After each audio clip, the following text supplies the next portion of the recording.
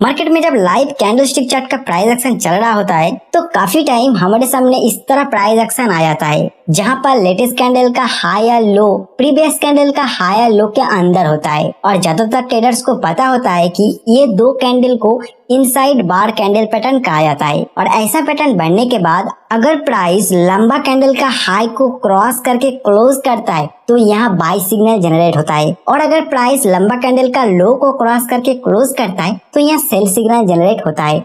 But अगर हम सिर्फ इस पैटर्न से मिला हुआ सिग्नल को देख के ट्रेड लेते हैं तो ज्यादातर टाइम हमारे स्टॉप लॉस ही हिट हो जाता है। तो मतलब सिर्फ इनसाइड बार पैटर्न को देख के ट्रेड लेने से हम ये पैटर्न को सही तरीके से ट्रेड नहीं कर पाएंगे। इसके साथ और भी कुछ क्राइटेरिया को हमें कंबाइन करके ट्रेडिंग डिसीजन लेना होगा, तब जाके हमारे इनसाइड बार ट्रेडिंग का एक्यूरेसी अच्छा होगा। इस वीडियो में हम वो सभी क्राइटेरिया को इन डिटेल्स विथ एग्जाम्पल के साथ समझेंगे, तो वीडियो का एक भी पॉइंट स्किप मत करना। लास्ट तक अगर आपको कुछ यूजफुल सीखने को ना मिला हो तो वीडियो को डिसलाइक करके चला जाना। एग्जाम्पल देखने से पहले हमारे पास इनसाइड बार कैंडल का बेसिक कंसेप्ट और इसके अंदर ट्रेडर्स का साइकोलॉजी क्या है इसके ऊपर हमारे इन डेप्थ नॉलेज होना चाहिए। तो फर्स्ट हम इसी को समझ लेते हैं। तो देखिए यहाँ पे जो सेकेंड कैंडल होता है इसका हाई लो फर्स्ट कैंडल का हाई लो के अंदर होता है, इसीलिए फर्स्ट कैंडल को मदर कैंडल और सेकेंड कैंडल को इनसाइड कैंडल कहा जाता है।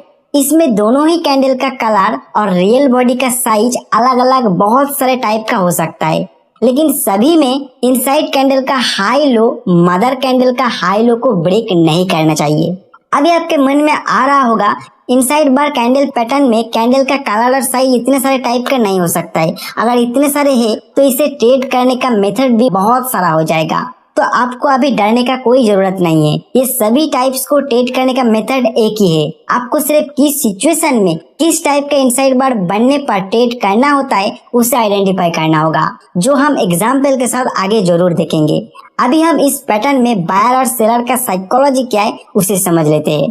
तो इसमें फर्स्ट कैंडल ओपन होता है और क्लोज के टाइम या तो बायर प्राइस को कंट्रोल कर लेता है या तो सेलर प्राइस को कंट्रोल कर लेता है या फिर दोनों ही न्यूट्रल पर आके क्लोज कर जाता है। एंड सेकेंड कैंडल ओपन होता है और प्रीवियस कैंडल का हाई और लो को ब्रेक किए बिना ही उसके अंदर ही क्लोज हो जाता है। तो इसका मतलब प्रीवियस कैंडल में चाहे बायर प्राइस को कंट्रोल किया, चाहे सेलर प्राइस को कंट्रोल किया या चाहे दोनों ही न्यूट्रल था, अभी लेटेस्ट कैंडल में बायर और सेलर दोनों ही ज्यादा एफर्ट नहीं डाल रहा है प्राइस को अपने कंट्रोल में करने के लिए। मतलब दोनों के अंदर कॉन्फिडेंस नहीं है आगे प्राइस किस साइड जा सकता है। इसीलिए इसके बाद अगर प्राइस फर्स्ट कैंडल का हाई को ब्रेक कर जाता है तो माना जाता है बायर के अंदर अपसाइड के लिए कॉन्फिडेंस आ चुका है, इसीलिए वो इंडिसीजन एरिया से प्राइस को कंट्रोल करके ऊपर क्लोज कर दिया। और अगर फर्स्ट कैंडल का लो को ब्रेक करके प्राइस नीचे क्लोज कर देता है तो माना जाता है सेलर के अंदर डाउन साइड के लिए कॉन्फिडेंस आ चुका है। लेकिन बहुत सारे सिचुएशन में आपको ये फर्स्ट कैंडल का हाई लो को ब्रेक करके क्लोज करने का जरूरत भी नहीं होता है, उसके पहले ही आप बता सकते हो कि प्राइस किसके कंट्रोल में आ रहा है। और बहुत सारे ऐसा भी सिचुएशन होता है जहां आपको क्लोजिंग कंफर्मेशन मिलने पर भी ट्रेड नहीं लेना होता है। तो अभी हम कुछ एग्जाम्पल लेंगे और उससे इस पैटर्न को इफेक्टिवली ट्रेड कैसे किया जा सकता है उसे समझेंगे। तो अभी आपके सामने bank Nifty 1 day time frame chart open है। ये जो लेटेस्ट कैंडल है ये 20 मार्च 2023 का कैंडल है। इसमें आप देखोगे लेटेस्ट दो कैंडल मिला के इनसाइड बार कैंडल बना रहा है, क्योंकि आप देखिएगा जो लेटेस्ट कैंडल है उसका हाई एंड लो दोनों ही प्रीवियस कैंडल का हाई एंड लो के अंदर है। तो क्या हमें इसके बाद प्राइस अगर इस हाई के ऊपर जाके क्लोज करेगा तो क्या बाय करना चाहिए या फिर इस लो के नीचे जाके क्लोज करेगा तो हमें क्या सेल करना चाहिए? तो ये डिसीजन लेने के लिए हमें पहले प्राइस एक्शन को पढ़ना है और मार्केट स्ट्रक्चर को पढ़ना है। तो यहाँ पे आप देख सकते हो कि प्राइस क्लियरली एक डाउन ट्रेंड में जा रहा है और फिलहाल एक स्ट्रॉन्ग सेलिंग प्रेशर यहाँ पे आया हुआ है।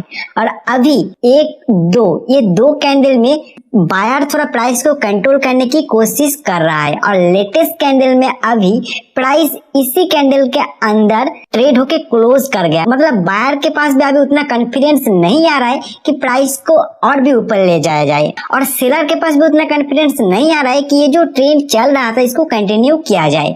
तो दोनों ही बायर और सेलर दोनों ही यहाँ पे इंडिसीजन मोड में आ चुका है तो अभी का जो प्राइस एक्शन है उसके हिसाब से अगर प्राइस इसका हाई के ऊपर जाके क्लोज कर जाता है नेक्स्ट कैंडल में, तो यहाँ पे बाय नहीं करना चाहिए। क्यों नहीं करना चाहिए? फर्स्ट रीजन है, प्राइस एक डाउन ट्रेंड में जा रहा है और अभी एक स्ट्रॉन्ग सेलिंग प्रेशर आया हुआ है। उसके बाद सिर्फ 2 कैंडल में बायर प्राइस को अपना कंट्रोल में किया था और अभी इंडिसीजन मोड में चला गया है।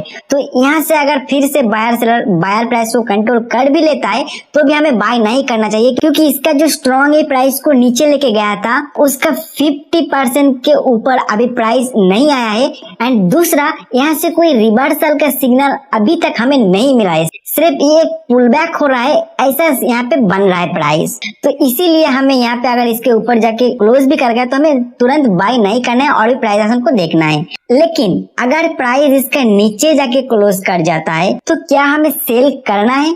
तो हाँ, यहाँ पे सेल किया जा सकता है, क्योंकि ये एक डाउन ट्रेंड का स्टॉक है और पहले से ही प्राइस के ऊपर सेलर का कंट्रोल बहुत ज्यादा है। ये दो कैंडल में बायर प्राइस को कंट्रोल करना शुरू किया और अभी ये इंडिसीजन मोड में चला गया। उसके बाद अगर एक स्ट्रॉन्ग सेलर कंट्रोल कैंडल बन जाता है तो मतलब जो डाउन ट्रेंड चल रहा था उसके ऊपर फिर से सेलर अपना कंट्रोल कर लिया है, तो यहाँ पे सेलिंग डिसीजन लिया जा सकता है।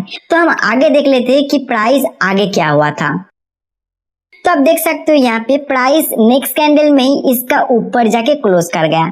तो हमें यहाँ पे बाय नहीं करना है प्राइस एक्शन के हिसाब से। क्यों नहीं करना है उसका पूरा लॉजिक मैंने आपको समझा दिया। लेकिन अगर आप बिल्कुल बिगिनर लेवल पे हो, आपको प्राइस एक्शन उतना समझ नहीं आ रहा है, तो आप यहाँ पे इंडिकेटर का भी हेल्प ले सकते हो। जैसे मैं पर्सनली 2 इंडिकेटर का हेल्प ज्यादा लेता हूँ, एक मूविंग एवरेज और दूसरा RSI। तो मैं ये 2 ही इंडिकेटर का हेल्प लेके आपको समझाता हूँ कि क्यों यहाँ पे आपको बाय नहीं करना चाहिए। तो फास्ट में मूविंग एवरेज को यहाँ पे प्लॉट कर लेता हूँ। तो मैं यहाँ पे 2 मूविंग एवरेज प्लॉट कर चुका हूँ। ये जो येलो वाला है ये 10 पीरियड सिंपली मूविंग एवरेज और ये जो रेड है ये 30 पीरियड एक्सपोनेंशियल मूविंग एवरेज है। अगर आप हमारे रेगुलर वीडियो देखते हो तो आपको पता होगा कि मैं ज्यादातर time 10 period simply moving average और 30 पीरियड एक्सपोनेंशियल मूविंग एवरेज को यूज करता हूँ।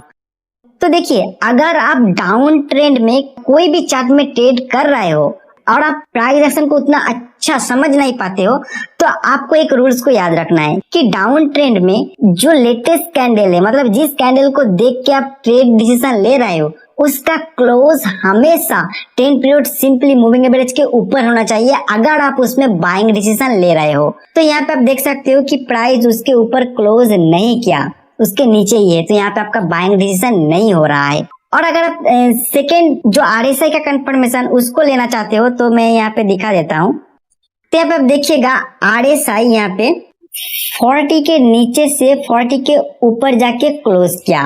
तो अगर आप हमारा RSI का पूरा कंप्लीट प्लेलिस्ट को देखे होंगे तो आपको पता होगा, अगर RSI 40 के नीचे से 40 के ऊपर जाके क्लोज कर रहा है तो एक पॉजिटिव साइन दिखाई देता है। प्राइस एक्शन के साथ अगर इसका कॉम्बिनेशन मिल रहा है तो आप यहाँ पे बाय कर सकते हो। लेकिन यहाँ पे प्राइस एक्शन के हिसाब से हमें नो सिग्नल आया, मतलब यहाँ पे बाय नहीं करना चाहिए।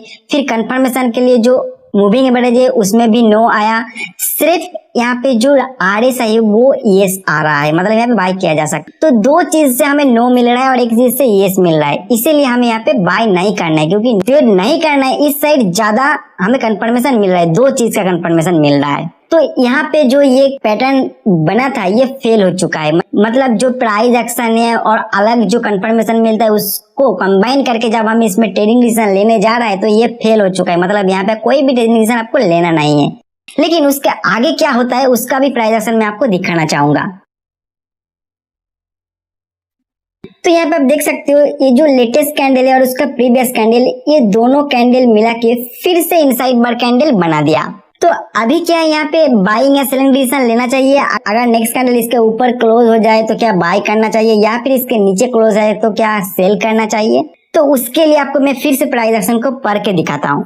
देखिए, प्राइस पहले से ही डाउन ट्रेंड में, फिर ये थोड़ा पुल बैक करता है। पुल बैक करने के बाद सेलर फिर से प्राइस को अपना कंट्रोल में किया और नीचे ले जाने की कोशिश कर रहा है। लेकिन यहाँ पे जो इंटरेस्टिंग प्राइस एक्शन है उसको ध्यान से देखिएगा। देखिए जब प्राइस नीचे आया और इस एरिया में बायर प्राइस को कंट्रोल करने के लिए बहुत ट्राई किया और प्राइस को ऊपर लेके गया। बहुत ट्राई किया, मैं क्यों बोल रहा हूँ, देखिए इसका जो शैडो आपको दिखाई दे रहा होगा, एक ये कैंडल, एक ये कैंडल, एक ये कैंडल, प्राइस को सेलर पहले नीचे लेके आ गया था तीनों कैंडल में, लेकिन अंत तक बायर प्राइस को कंट्रोल करके ऊपर जाके क्लोज कर गया। मतलब ये जो एरिया है ये स्ट्रांगली बायर प्राइस को प्रोटेक्ट कर रहा है इस एरिया में आके। अभी फिलहाल जब ये पुल बैक किया, पुल बैक करने के बाद फिर से सेलर जब प्राइस को कंट्रोल करने के बाद नीचे लेके आया, उसी एरिया में आके फिर से इंडिसिशन मोड में चला गया सेलर। मतलब सेलर को भी अभी लग रहा है प्राइस यहाँ से नीचे जाएगा या नहीं जाएगा, मतलब उनके अंदर कॉन्फिडेंस नहीं आ रहा है। और इस एरिया में जहां से बायर प्राइस को कंट्रोल किया था उसी एरिया में बायर भी अभी इंडिसिशन मोड में चला गया, उनको भी कॉन्फिडेंस नहीं आ रहा है यहाँ से प्राइस ऊपर जाएगा या नहीं जाएगा, इसीलिए प्राइस तो इसके अंदर क्लोज हो गया। मतलब उन दोनों को ही कोई कॉन्फिडेंस नहीं मिल रहा है। और अभी मार्केट स्ट्रक्चर की सब देखिएगा, प्राइस ये शार्प नीचे आया, फिर ऊपर गया, मतलब पुल बैक किया, फिर नीचे जा रहा है। अभी अगर इसके ऊपर फिर से एक स्ट्रॉन्ग बुलिश कैंडल बना देता है तो इस तरह ये प्राइस दिखाई देगा, मतलब एक रिवर्स हो सकता है, इसका इंडिकेशन हमें मिल रहा होगा यहाँ पे, तो यहाँ पे बाय किया जा सकता है। लेकिन अगर ये नीचे साइड क्लोज कर जाता है तो क्या हमें सेल करना चाहिए? तो वहां पे आप सेल भी कर सकते हो। क्यों कर सकते हो मैं आपको समझाता हूँ। देखिए यहाँ पे स्ट्रॉन्ग सेलर कंट्रोल तो पहले था ही, अभी बायर थोड़ा कंट्रोल किया, फिर से सेलर पैसे को कंट्रोल करके नीचे ले जाने की कोशिश करे, लेकिन फिलहाल ये इंडिसिशन मोड में चला गया। लेकिन फिर से अगर एक सेलर कंट्रोल कैंडल यहाँ पे बन जाते हैं, मतलब स्ट्रॉन्ग सेलर कंट्रोल कैंडल बन जाते हैं, यहाँ पे सेल किया जा सकता है, क्योंकि उसके बाद हमें ये कंफर्मेशन मिल जाएगा कि सेलर फिर से प्राइस के ऊपर कंट्रोल में आ चुका है और ये जो डाउन ट्रेंड चालू था उसी ट्रेंड को ये कंटिन्यू कर सकता है, इसीलिए आप यहाँ पे सेल कर सकते हो। तो हम देखते हैं नेक्स्ट कैंडल में क्या हुआ था। तो यहाँ पे आप देखिएगा नेक्स्ट कैंडल ही इसके ऊपर जाके क्लोज कर गया, तो हमें प्राइस एक्शन से यहाँ पे कंफर्मेशन मिल चुका है कि यहाँ पे बाय किया जा सकता है।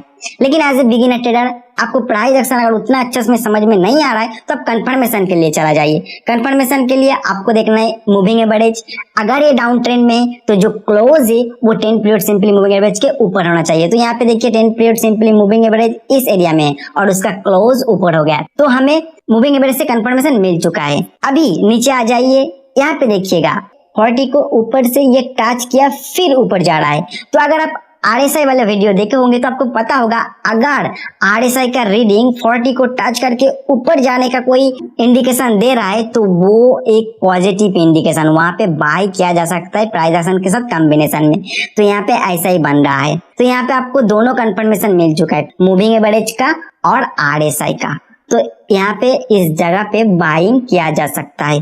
तो स्टॉप लॉस कहाँ पे रखना है? देखिए स्टॉप लॉस रखने के लिए आपको प्राइस एक्शन के हिसाब से रखना होगा। तो देखिए प्राइस जब ये नीचे आया इसी एरिया में बायर प्राइस को कंट्रोल किया था और फिलहाल ऊपर से नीचे जब आया है उसी एरिया से ये सपोर्ट लेके ऊपर जा रहा है, तो इसका नीचे आप अपना स्टॉप लॉस रख सकते हो। तो हम आगे देखते हैं कि प्राइस एक्शन में क्या हुआ था।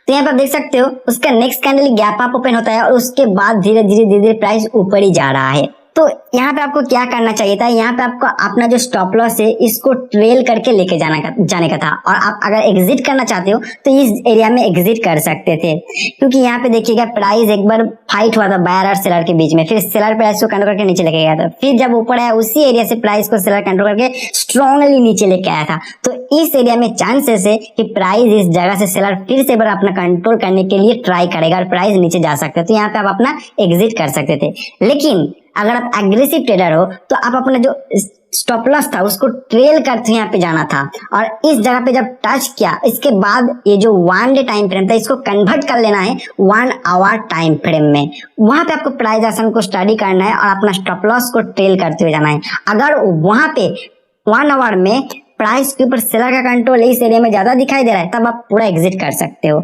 लेकिन अगर आपको दिखाई दे रहा है कि बायर प्राइस के ऊपर कंट्रोल छोड़ नहीं रहा है, ट्राई कर रहा है इस एरिया को ब्रेक करने के लिए, तब आप उसमें बने रह सकते हो और अगर यह ब्रेक कर जाता है तो जो आप ट्रेंड आएगा उसके बाद उसका भी प्रॉफिट आप यहाँ पे उठा सकते हो। लेकिन वो एक अलग टॉपिक है कि किस तरह आप अपना ट्रेड को मैनेज कर सकते हो, किस तरह आपको एग्जिट करना चाहिए, वो एक कंप्लीट डिफरेंट टॉपिक है। इसके बारे में मैं बहुत सारा वीडियो बना भी चुका हूँ और आगे भी इन डेप्थ बनाऊंगा। लेकिन फिलहाल हम जो सीख रहे हैं इस वीडियो में कि इनसाइड बार कैंडल को कब और कैसे बाय करना चाहिए और कब और कैसे बाय नहीं करना चाहिए। देखिए इनसाइड बार को ट्रेड करने के लिए बहुत सारा मेथड है, वो मेथड आप एक ही वीडियो में सीख नहीं सकते हो, क्योंकि देखिए अलग अलग चार्ट में जब भी इनसाइड बार कैंडल बनेगा तो उसमें सिचुएशन के ऊपर डिपेंड करेगा कि आपको वहां पे बाय करना चाहिए या नहीं चाहिए। तो मैं आपको एक एग्जाम्पल देके समझाऊंगा, उसके बाद आप प्रैक्टिस कीजिएगा। आपको प्रैक्टिस करते करते समझ में आ जाएगा कि कौन सी इनसाइड बार कैंडल को देख के आपको बाय करना चाहिए या फिर सेल करना चाहिए या फिर कुछ भी नहीं करना चाहिए।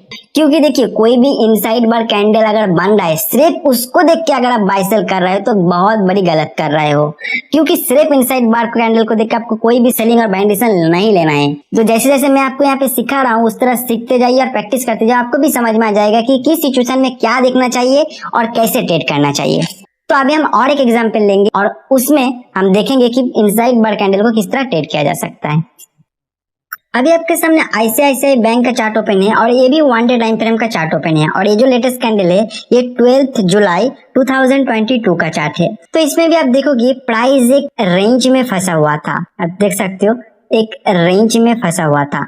उसके बाद ये थोड़ा डाउन साइड गया और यहाँ से एक रिवर्सल का सिग्नल दिखा के ये अपसाइड जाना शुरू किया और इसको भी ब्रेकआउट किया। मतलब अभी ये अपसाइड आ चुका है और इसी एरिया में आके यहाँ पे इनसाइड बार कैंडल बनाया।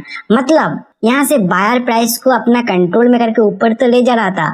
फिलहाल इस कैंडल में बायर भी इनडिसीजन मोड में आ गया, उनको भी कॉन्फिडेंस नहीं आ रहा है कि प्राइस और भी ऊपर ले जाया जाए। क्योंकि देखिए यहाँ पे जो उनके अंदर भी कॉन्फिडेंस नहीं आ रहा है उसका कारण देखिए, इसका पीछे आप देखिएगा यहाँ पे एक बहुत ही स्ट्रॉन्ग रेजिस्टेंस एरिया था, यहाँ से प्राइस को नीचे खींचा गया था और उसी एरिया में प्राइस फिलहाल आ चुका है। इसीलिए बायर भी थोड़ा डर रहा है कि प्राइस को यहाँ से एक स्ट्रॉन्ग सेलिंग प्रेशर आ सकता है, इसीलिए यहाँ पे वो एग्रेसिवली बाइंग नहीं डाल रहा है और सेलर को भी यहाँ पे कॉन्फिडेंस नहीं मिल रहा है कि प्राइस को नीचे ले जाया जाए, क्योंकि इसके प्रीवियस प्राइस जो यहाँ पे हुआ है वो स्ट्रांगली कंट्रोल किया था बायर ने, तो दोनों ही यहाँ डरना शुरू कर दिया। इसीलिए इस तरह का इंडिसीजन टाइप का कैंडल बन के ये इनसाइड बार कैंडल पैटर्न बन चुका है। तो क्या अगर प्राइस इसके ऊपर क्लोज कर जाए तो हमें बाइंग करना चाहिए यहाँ पे, या फिर इसका नीचे क्लोज कर गए तो सेलिंग करना चाहिए? तो देखिए अगर इसके ऊपर नेक्स्ट कैंडल ही क्लोज कर गए तो हमको बाइंग नहीं करना चाहिए, यहाँ पे वेट करना चाहिए। क्यों नहीं करना चाहिए? देखिए क्योंकि इस एरिया में एक स्ट्रॉन्गली सेलिंग एरिया था प्रीवियसली और यहाँ पे जब प्राइस आया तो स्ट्रॉन्ग अप मूवमेंट के साथ आया। मतलब इस एरिया में भी कोई बाय किया होगा, इस एरिया में भी कोई बाय किया होगा, तो उनको अभी इस एरिया में आके प्रॉफिट दिखाई दे रहा होगा, यहाँ पे प्रॉफिट दिखाई दे रहा होगा इस एरिया में आके। तो जैसे ही इस जगह पे ये बाइंग सिग्नल जनरेट करेगा इस इनसाइड कैंडल के बाद, तो बहुत सारे ट्रेडर यहाँ पे बाय करने के लिए आएगा। तो हो सकता है कि यहाँ पे जो बाइंग किया होगा वो बड़े ट्रेडर होगा, ऑब्वियसली वो बड़े ट्रेडर होगा, क्योंकि जो अप ट्रेंड होता है उसका पहले जो बाय करते हैं वो बड़े ट्रेडर ही बाय करते हैं। तो यहाँ पे एक अप ट्रेंड आया है तो इसका पहले बड़े ट्रेडर ही बाय किया होगा, तो उनको यहाँ पे सेल करके प्रॉफिट बुक करने का मौका मिल जाएगा और वो यहाँ पे सेल जैसे ही शुरू करेगा तो प्राइस नीचे जा सकता है। इसके ऊपर भी मैं एक वीडियो बनाया कि किस तरह बड़े ट्रेडर आपको फंसाता है एक ब्रेकआउट करवा के। अगर वो वीडियो आपने नहीं देखा है तो चैनल में जाके भी देख सकते हो। तो यहाँ पे आपको तुरंत बाय नहीं करना चाहिए, अगर इसके ऊपर जाके क्लोज कर गया आपको थोड़ा और प्राइस एक्शन देखना है। लेकिन क्या है आपको यहाँ पे सेल करना चाहिए अगर इसके नीचे क्लोज कर गया? तो यहाँ पे आप सेल कर सकते हो, लेकिन उसके लिए आपको कुछ कंफर्मेशन लेना होगा, क्योंकि एक अप ट्रेंड जा रहा है प्राइस, तो उसके अगेंस्ट अगर आप ट्रेड करने जा रहे हो तो आपको कंफर्मेशन लेना होगा। प्राइस एक्शन से तो लेना ही होगा और इंडिकेटर से भी लेना होगा। तो हम आगे देखते हैं किस तरह का इसमें प्राइस एक्शन हुआ है और उसके अकॉर्डिंग हमें क्या करना चाहिए था। तो इसके बाद आप देखिएगा नेक्स्ट कैंडल ही इसका नीचे जाके क्लोज कर गया। तो अभी हमें कंफर्मेशन देखना है। कंफर्मेशन के लिए हमें वो मूविंग एवरेज को प्लॉट कर लेना है। तो यहाँ पे दो मूविंग एवरेज प्लॉट कर चुका हूँ, 10 पीरियड सिंपली मूविंग एवरेज और 30 पीरियड एक्सपोनेंशियल मूविंग एवरेज। तो कभी भी अगर प्राइस अप ट्रेंड में है और उस अप ट्रेंड के अगेंस्ट आप ट्रेड करने जा रहे हो, जैसे ये अप ट्रेंड में जा रहा है उसके अगेंस्ट मतलब आप सेल करने जा रहे हो, तो जो लेटेस्ट कैंडल है मतलब जिस कैंडल में आप सेलिंग डिसीजन ले रहे हो वो candle 10 period simply moving average के नीचे क्लोज होना चाहिए। तो इस सिनेरियो में ऐसा नहीं है, बहुत ऊपर है, तो यहाँ पे आपको सेल नहीं करना चाहिए। तो यहाँ पे जो इनसाइड कैंडल बनाया, इनसाइड बार कैंडल बनाया और उसके बाद इसके नीचे क्लोज होके हमें कंफर्मेशन भी मिला है प्राइस एक्शन के देख के, तो वो यहाँ पे फेल हो चुका है क्योंकि हमारा जो कंफर्मेशन है इंडिकेटर से वो नहीं मिल रहा है। लेकिन इसके बाद प्राइस में क्या होता है उसको मैं आपको दिखाना चाहूंगा, उससे आपको एक बहुत ही अच्छा लर्निंग मिलेगा। उसके बाद आप देखोगे दो कैंडल फिर से छोटा छोटा इंडिकेशन टाइप का कैंडल बनाया और उसके बाद ये जो लेटेस्ट कैंडल है ये गैप अप ओपन होता है स्ट्रॉन्ग बायर कंट्रोल के साथ। ये जो इनसाइड बार कैंडल बना था उसका हाई के ऊपर जाके क्लोज कर गया, तो इस जगह पे आप बाइंग डिसीजन ले सकते हो। तो भले ही ये नेक्स्ट कैंडल में ऊपर जाके क्लोज नहीं हुआ फिर भी यहाँ पे आप बाय ले सकते हो, क्योंकि देखिएगा यहाँ पे बायर पहले कंट्रोल किया था, फिर सेलर प्राइस को कंट्रोल करके इसका नीचे भी लेके चला गया था। लेकिन अभी बायर इतना एग्रेसिव हो गया कि ये गैप अप ओपन होता है और उसका ऊपर जाके क्लोज करता है। और प्रीवियस प्राइस एक्शन के हिसाब से आप देखिएगा जहां से प्राइस बार बार रेजिस्टेंट फेस कर रहा है उसी एरिया के अंदर जाके ये इतना स्ट्रॉन्ग बायर कंट्रोल कैंडल बन रहा है। और जो बायर कंट्रोल कैंडल बन रहा है वो थोड़ा टाइम फाइट करने के बाद बन रहा है, मतलब बायर सेलर से फाइट करने के बाद इतना अच्छा कैंडल बनाया, तो यहाँ पे बाइंग सिग्नल जनरेट हो जाता है। तो यहाँ पे आप बाय कर सकते हो। अगर यहाँ पे आप बाय करते हो तो आपका स्टॉप लॉस रखना चाहिए जहां से प्राइस को बायर कंट्रोल करके ऊपर लेके गया तो उसका थोड़ा नीचे। तो क्योंकि यहाँ पे गैप अप ओपन हुआ है तो उस गैप अप का थोड़ा नीचे आप अपना स्टॉप लॉस रख सकते हो। तो हम आगे देखते हैं कि प्राइस एक्शन में यहाँ पे क्या हुआ था।